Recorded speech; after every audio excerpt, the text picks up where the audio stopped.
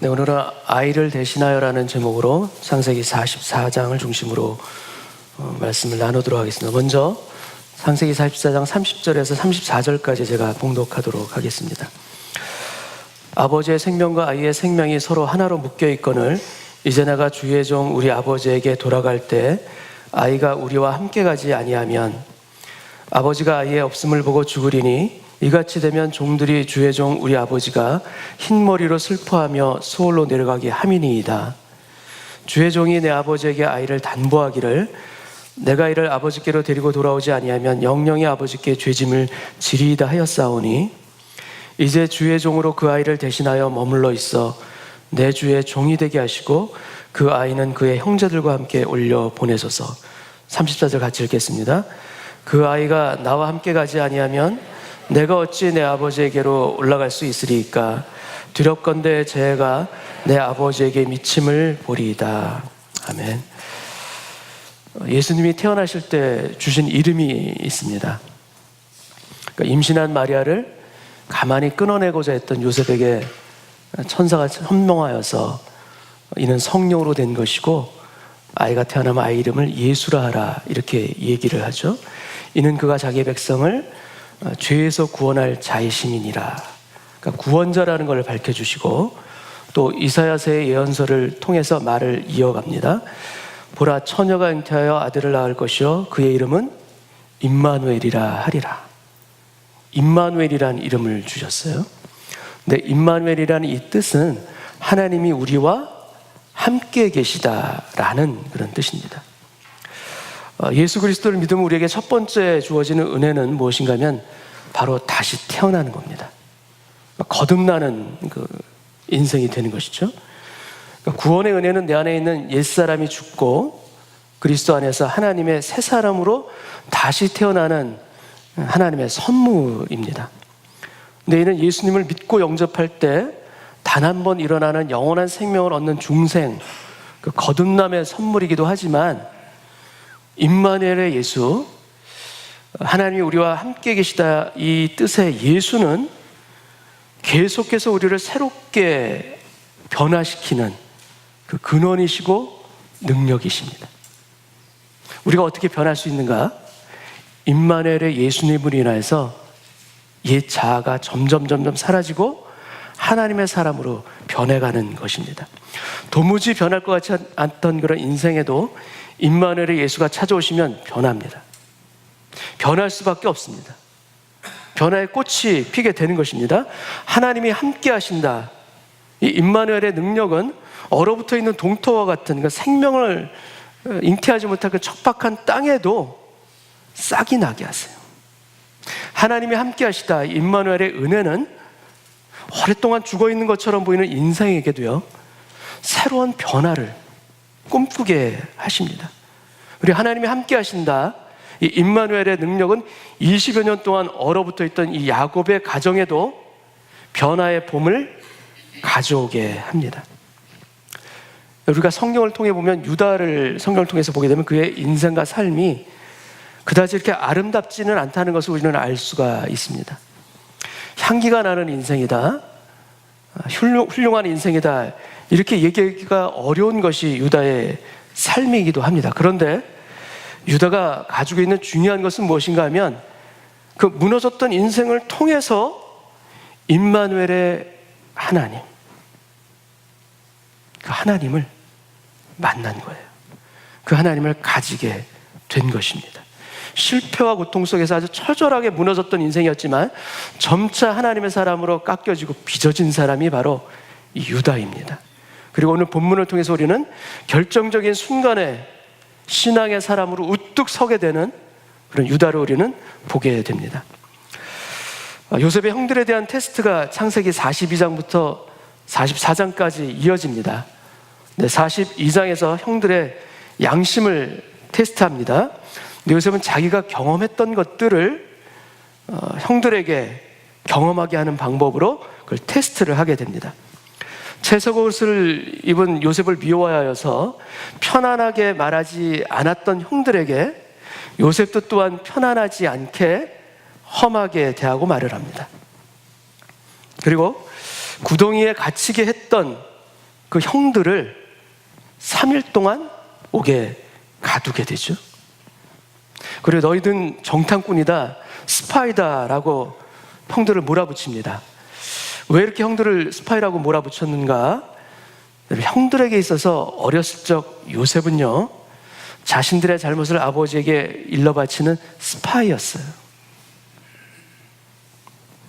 형들에게 정탐꾼이라고 이렇게 몰아붙일 때 놀라운 일이 일어나기 시작합니다. 그들이 회개하는 모습을 보이기 시작합니다. 우리가 아우의 일로 범죄하였도다. 그의 핏값을 우리가 지금 치르게 되었도다. 이렇게 변화의 시작들이 형들을 통해서 일어나고, 통역을 통해서 그 이야기를 듣지 못하는 줄 알았지만 요셉은 그 이야기를 듣고 참지 못하고 방에 들어가서 울게 됩니다. 그래서 창세기 42장에서 요셉이 처음 우는 장면이 소개됩니다.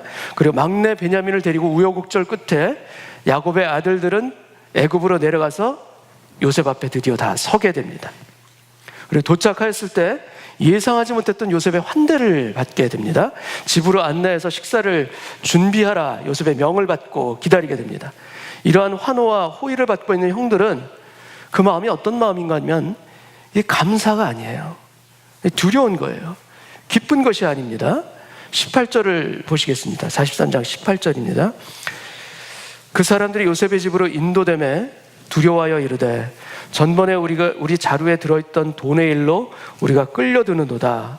이는 우리를 억류하고 달려들어 우리를 잡아 노예로 삼고 우리의 나귀를 빼앗으려 함이로다 하고, 형들은 지금 기대하는 마음이 아니라 두려움에 사로잡혀 있습니다. 왜 그러한가? 형들은 지금 세 가지 숙제를 안고서 애굽으로 내려온 거예요. 첫 번째는 자루에 그대로 들어있던 돈, 이것으로 인해서 우리가 혹시 오해를 받지 않을까 두렵습니다. 두 번째는 둘째인 시므온은 안전할까, 그가 잘 있을까. 세 번째는 아버지의 유일한 최대 걱정인 베냐민을 안전하게 데려갈 수가 있을까. 이 세 가지 숙제가 이 형제들이 가지고 있는 걱정거리예요. 근데 여러분, 이것이 진짜 걱정거리입니까? 아닙니까? 실제로 이게 걱정거리가 되는 겁니까? 아닙니까? 실제로는 걱정거리가 아니죠. 아닌데 그것이 걱정이 되는 거예요. 염려가 되는 거예요. 그리고 단정을 합니다. 뭐라고 단정하냐면, 전번에 우리의 자루에 들어있던 돈의 일로 우리가 노예로 붙잡히고 나귀를 빼앗기는 거 아닌가, 이런 염려를 지금 하게 됩니다. 이런 과거가 있으면 과거에 사로잡히기가 아주 쉽습니다. 그러나 신앙이라는 것은 죄가 있음에도, 어두운 문제들과 과거가 있음에도, 현실이 막막함에도 하나님을 믿음으로 선포하는 것입니다. 하나님이 문제와 염려에서 오히려 선하게 역사해 주실 것을 믿는 그 믿음이 우리 신앙생활의 비밀이에요. 그것을 깨달아 나가는 거예요. 경험해 나가는 거예요. 그렇게 인도하시고 지켜주신 하나님을 아는 그 영역들이 점차 넓어지는 것이 우리 신앙생활에 나아가야 될 방향이고, 신앙생활하는 우리들에게 주시는 하나님의 놀라운 축복이기도 합니다. 죄도 거의 안 짓고요, 평안하고 또 허물도 없이 천국에 간다면 얼마나 좋겠어요. 꿈꾸죠. 근데 그렇게 되지를 않아요. 신앙생활이란 문제가 많은 나, 연약한 나, 죄에 너무나도 쉽게 넘어지는 나, 너무나 무너져 있는 인생을 가지고 있는, 상처를 가지고 있는 나, 그 나를 부여안고 내 힘으로 해결할 수 없는 그 문제, 내 힘으로는 도저히 온전하게 살아갈 수가 없기 때문에 임마누엘의 예수가 필요합니다. 의지하고 고백하고 나아가는 것이 우리 신앙생활의 길입니다. 오직 우리는 의지할 수밖에 없어요. 임마누엘의 예수님을 우리는 구할 수밖에 없습니다. 그런데 약속하셨습니다. 우리가 구할 때 찾아오십니다. 우리가 부르짖을 때 곁에서 지켜주시는 그분이 바로 임마누엘의 주님인 것을 우리가 깨닫고 누리는 오늘 예배되기를 소원합니다. 형제들이 두려워하면서 돈 문제 때문에 요셉의 청지기에게 이야기를 합니다. 오히려 청지기가 대답을 합니다. 안심하라, 두려워하지 말라, 너의 아버지의 하나님이 너에게 주신 것이다. 그리고 너희 돈은 내가 이미 받았느니라. 도무지 알 수 없는 이런 말을 이 청지기가 하게 되고요. 갇혀 있었던 시므온까지도 풀어줘서 같이 식사를 준비하게 됩니다. 이윽고 요셉이 도착합니다. 도착하자 기다리고 있던 형제들이 예물을 준비하고 땅에 엎드려 절을 합니다. 오래전에 꾸었던 꿈이죠. 곡식단이 둘러서서 요셉에게 절하는 그 꿈. 그 꿈이 다시 한번 완벽하게 성취되는 순간입니다. 요셉이 아버지의 안부를 묻습니다. 너희들 아버지가 안녕하시냐? 아직도 생존하시냐? 아버지의 안부를 물은 후에 요셉은 자기 어머니의 아들, 자기의 친동생인 베냐민에게 눈을 돌립니다. 29절을 보겠습니다.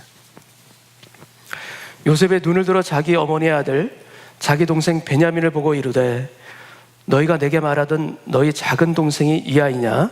그가 또 이르되 소자여 하나님이 내게 은혜 베푸시기를 원하노라.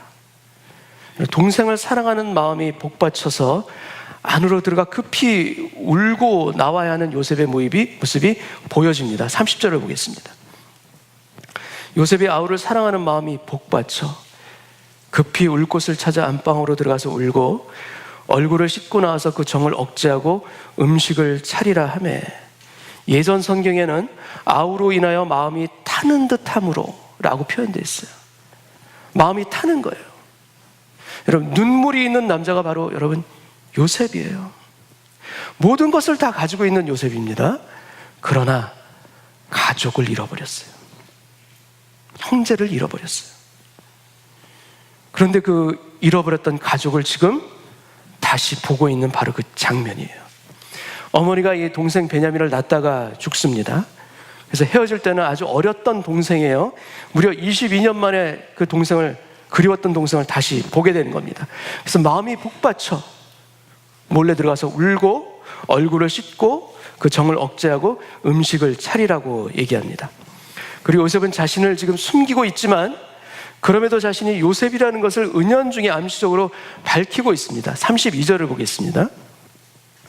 그들이 요셉에게 따로 차리고 상을 따로 차립니다.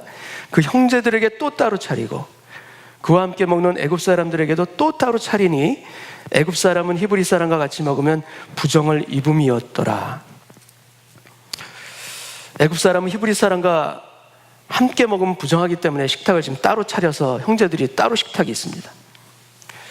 그런데 요셉의 식탁도 애굽 사람들의 식탁과 함께 있지 아니하고 지금 따로 있어요. 왜 그렇습니까? 요셉도 애굽인이 아니라 바로 히브리인이기 때문에 새 식탁이 지금 따로 지금 마련되어 있습니다. 형제들의 식탁에서 놀랍니다. 왜냐하면 그 형제들의 나이 순으들이 앉게 돼 있는 거예요.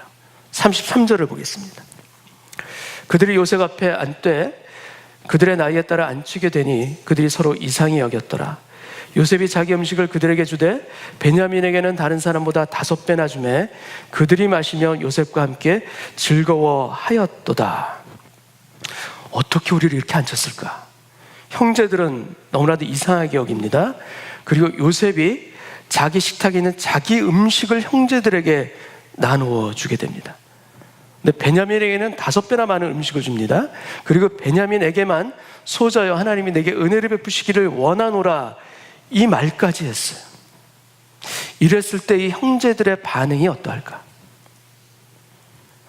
여러분, 아무도 질투하거나 불편해하지 아니하고 오히려 요셉과 함께 즐거워하였더라. 예전에 아버지의 사랑을 독차지하면서 채석옷을 입었을 때는 요셉을 미워했던 형들이었어요.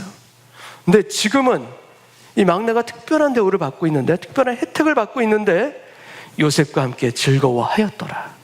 형들의 달라진 모습을 보여주고 있습니다.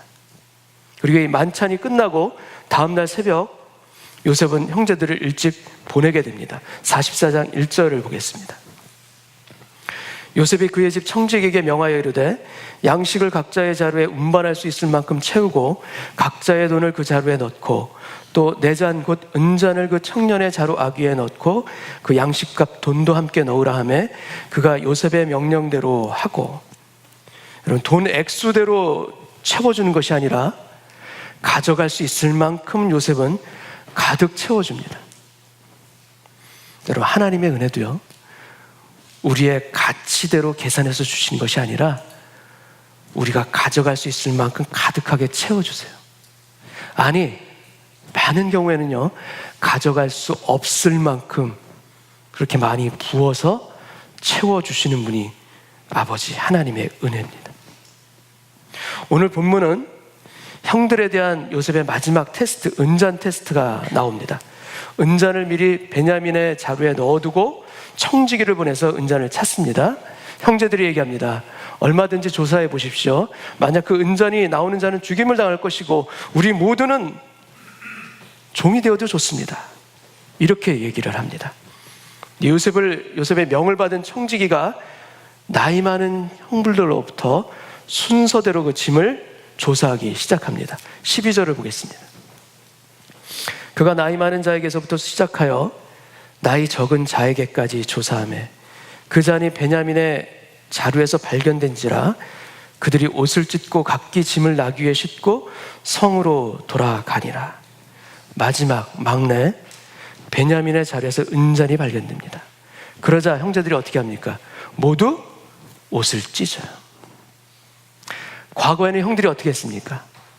과거에는 형들이 요셉의 옷을 찢었습니다. 그런데 지금은 자신들의 옷을 찢습니다. 전 같았으면 요셉의 옷을 찢듯이 그렇게 동생인 베냐민을 버리고 갈 수 있었을 것이에요. 그런데 지금은 형들은 베냐민과 함께 요셉에게로 돌아갑니다.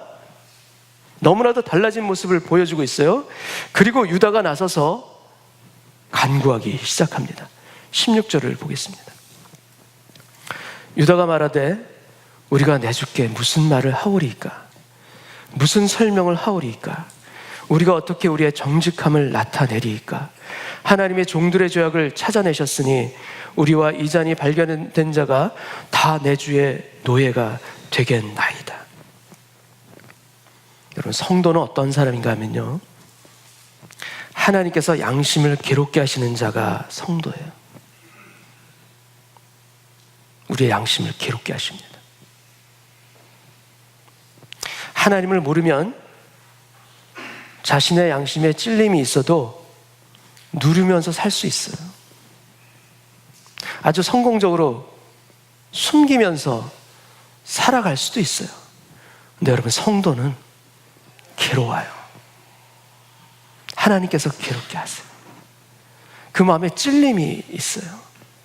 베냐민이 잡힌 이 위기의 상황에서 이 형제들은 양심의 찔림에 더 이상 견디지 못하고 그것이 고백이 되어서 터져나오기 시작합니다.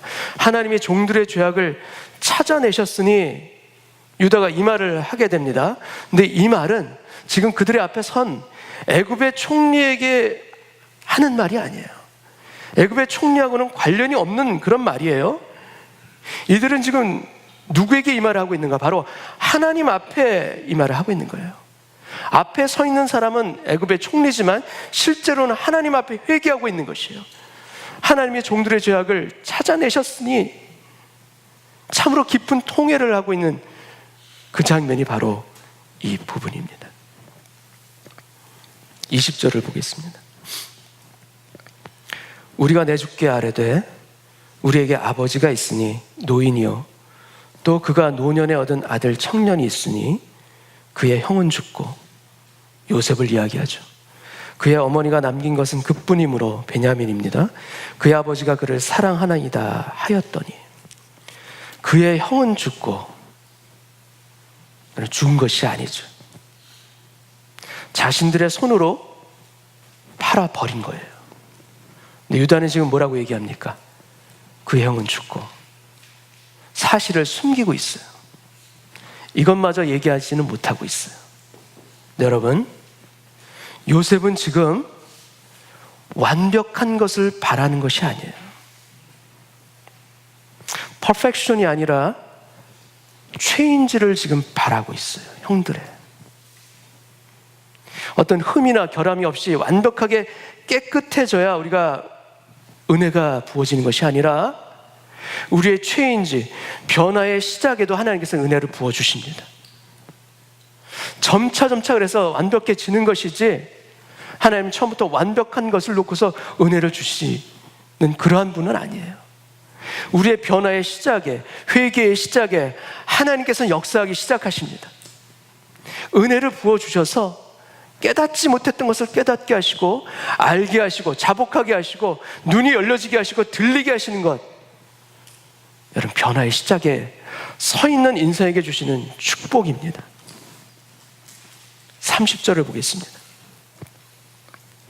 아버지의 생명과 아이의 생명이 서로 하나로 묶여 있거늘 이제 내가 주의 종 우리 아버지에게 돌아갈 때 아이가 우리와 함께 가지 아니하며. 아버지의 생명과 베냐민의 생명이 지금 하나로 묶여 있다고 유다는 말합니다. 그리고 베냐민과 함께 아버지에게도 돌아가지 아니하면 우리 아버지가 죽을 것입니다. 이 이야기를 하고 있습니다. 32절을 보겠습니다. 주의 종이 내 아버지에게 아이를 담보하기를 내가 이를 아버지께로 데리고 돌아오지 아니하면 영영이 아버지께 죄짐을 지리이다 하였사오니. 유다는 이 44장 본문에서 아버지라는 표현을 무려 14번이나 반복해서 이야기합니다. 아버지로 해서 베냐민을 제가 데리고 가야 합니다. 아버지로 해서 베냐민 대신 제가 남아야 합니다. 아버지로 해서 베냐민을 제가 살려야 합니다. 유다가 어떻게 이 아버지의 마음을 아는 사람이 되었고, 그 이유가 도대체 무엇인가요? 여러분, 창세기 37장, 요셉이 나오는 처음 37장을 보면 요셉이 애굽으로 팔려가죠. 그때 거기서 주도했던 사람이 바로 유다입니다. 그런데 애굽에 판 후에 이어지는 38장에 보게 되면 유다의 스토리가 담긴 성경이 나옵니다. 요셉을 판 후에 유다는 아버지의 집을 떠납니다. 고향을 떠나요. 멀리 갑니다. 그리고 가나안 여인과 결혼을 합니다. 그리고 아들 셋을 낳아요. 맏아들 이름이 엘입니다. 엘을 장가를 드렸는데 그 며느리를 얻은 며느리가 바로 다말이에요. 근데 이 엘은 하나님이 보시기에 악하였다 기록하여서 그가 일찍 죽습니다. 그리고 계대 결혼을 통해서 형제가 이어서 대를 이어야 되기 때문에 근데 이 둘째는 형의 대를 이어주기 싫어해요. 그래서 여호와 보시기에 역시 악하여서 그도 죽습니다. 아들 둘을 잃었어요. 그리고 얼마 후에 유다는 자신의 아내도 잃어버려요. 죽습니다. 그리고 나머지 막내 셋째 아들만큼은 잃어버릴 수가 없어서 며느리에게 친정집에 가 있으라. 그 막내를 품고 다말에게 주지를 않죠. 그럴 때 며느리 다말이 창녀로 분장하고 유다를 속여서 쌍둥이를 낳게 됩니다. 여러분, 어떻게 유다의 입에서 아버지의 생명과 아이의 생명이 하나로 묶여 있다라고 이렇게 고백이 가능했을까? 그 이유는 무엇인가 하면 바로 자신이 아들 둘을 잃어봤기 때문이에요. 아들 둘이 죽었어요. 그래서 요셉을 잃어버린 아버지 야곱의 마음을 이해하게 된 거예요. 요셉을 잃어버린 아버지 마음이 얼마나 아팠을까? 비로소 깨닫게 된 거예요. 그리고 자신의 막내 아들을 품에 끼고서 며느리 다말에게 주지 않았듯이 아버지 야곱도 막내인 베냐민을 품고 끼고 있는 그 아버지의 그 마음을 자신도 동일하게 해봤기 때문에 이해가 되고 깨닫게 된 거예요. 그 심정을 충분히 알게 된 거예요. 33절을 보겠습니다. 이제 주의 종으로 그 아이를 대신하여 머물러 있어 내 주의 종이 되게 하시고 그 아이는 그의 형제들과 함께 올려 보내소서. 유다의 변론에 있어서 담보라는 말과 더불어 대신하여라는 이 말에 예수 그리스도의 십자가가 담겨 있습니다. 담보, 히브리어로 에라본이라는 이 단어는 바울 신학에서 보증이 되사 우리의 구원을 보증하시는 성령님의 사역을 표현할 때 쓰는 표현과도 연결이 되어 있어요. 그리고 여기서 나오는 아이를 대신하여, 이 대신하여 구원과 구속과 연결이 되어 있고, 구원과 구속이 영어로는 어턴먼트입니다. 근데 어턴먼트를 여러분 가만히 보시면 at plus one plus month예요. 무슨 뜻인가 하면 하나 되는 month, 상태를 의미하는 것이 바로 구원이에요. 아이가 다쳐서 피가 나면 부모의 마음이 어떻습니까? 같이 아픈 거예요. 같아지는 거예요. 여러분, 구원은 하나가 되는 상태 가운데 나오는 거예요. 구원은 그리스도가 우리의 죽음을 그대로 놔둘 수 없어서 우리와 하나 된 것이 바로 구원이에요. 그래서 내가 죽어야 될 그 자리에 예수님께서 대신 들어가 죽는 그 상황이 바로 구원인 것이기도 합니다. 유다의 아이를 대신하여, 이 말은 죽음으로 떨어지는 나의 손을 붙들고 하나님 앞에서 나를 변호하시는 그 예수님의 모습이 담겨 있어요. 하나님, 이 아이의 죄짐을 내가 다 짊어졌습니다. 제가 저 아이를 대신하여 죽었습니다. 이 아이를 살려주십시오.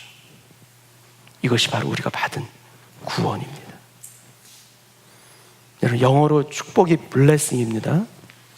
근데 이 blessing은 그 어원이 bleed, 피를 흘리다라는 bleed가 어원이에요. 여러분, 우리가 받은 복은 예수 그리스도의 피 흘림의 대가입니다.